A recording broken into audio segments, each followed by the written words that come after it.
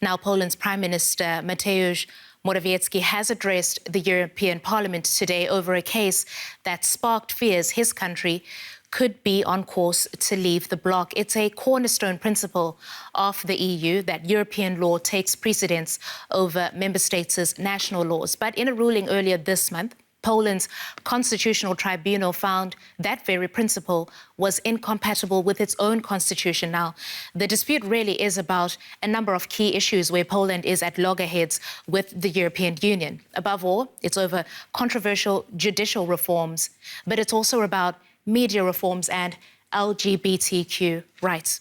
Now, EU officials have threatened to launch legal action against Poland. When speaking before the parliament, Morawiecki struck a defiant tone.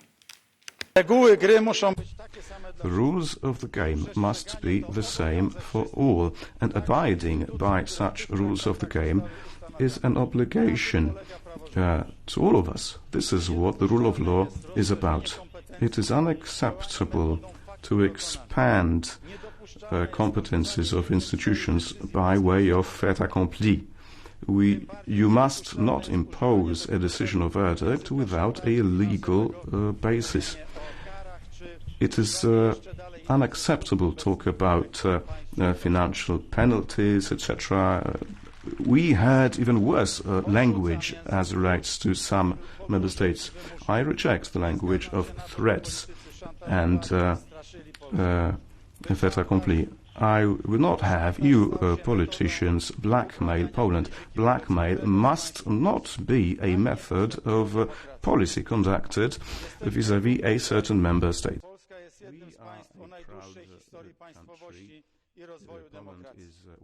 Warsaw insists that it does not want to leave the bloc. Still, many in the country are concerned, and our correspondent Jack Parrock spoke to university students in Warsaw. We're here outside the University of Warsaw. Now, we know that young people in Poland are overwhelmingly in favour of remaining within the European Union. So we're here to ask the students whether they think the Constitutional Tribunal ruling might pull Poland out of the European Union and what they might want to hear from the Polish Prime Minister Mateusz Morawiecki. He's not gonna say anything because what he's doing now is making people feel like they are in control, not the union. So they're not going to say anything. It has been slowly going to the direction of our eastern neighbors, which is countries such as Belarus and Russia, which of course are more akin to authoritarian government and authoritarian regime. And it is kind of scary. Overall, I think that the state constitution, the state of Poland should be a bit higher than the EU laws, but I think a compromise is the best solution in this situation. I know that it's something unusual, but I know that so many countries, like Germany, has something that their constitution is higher than the European Union rules. And so I decided, no, I'll stay in Poland, it's going to be fine. Then the first week of my studies, something like this happened, which completely upends my idea about what I thought will be stable situation. And it's going to be difficult. I mean, I do care about it. Like if we are the darkest worst scenario, we leave EU. Well, I speak good English. I'm going to Ireland. As you can tell, there are varying opinions about this, but one thing is for sure, young people here are engaging with this issue.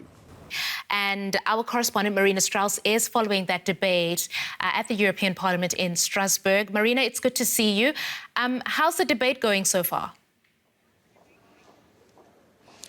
Well, first, Ursula von der Leyen, the EU Commission President, spoke for 5 minutes, and she said that she's deeply concerned about the current state of the rule of law in Poland, especially because of this recent Constitutional Court decision challenging the primacy of EU law. But she also said that she's somehow confident that there is a solution to this problem. She spoke for 5 minutes, and the Polish Prime Minister Mateusz Morawiecki was also supposed to speak for 5 minutes, but he spoke well over half an hour, which caused some criticism here in the Parliament.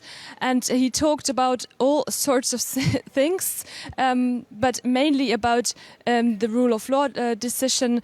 And he said that Poland is still part of the European Union, but he thinks that the member states, the 27 member states, have to stay sovereign and not be mentored by the European Union. Yeah, a very defiant the Prime Minister was sounding there. But we're talking about a country that's been repeatedly criticized for violating the rule of law. What could we see the EU do here, Marina? What kind of measures does the bloc have at hand to protect this core principle? There's a set of measures the EU has at hand, but so far they have not really proven successful. But there's actually a new instrument. It's the rule of law conditionality, which came into effect this year, but it has not been triggered yet.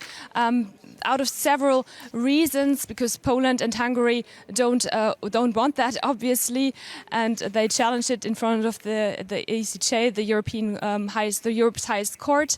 But today we will see members of Parliament criticizing the EU Commission, the EU's executive arm, for not triggering it and putting pressure on the EU's Commission to finally trigger this instrument. Marina, is Poland on the path to leaving the bloc? Leaving the EU?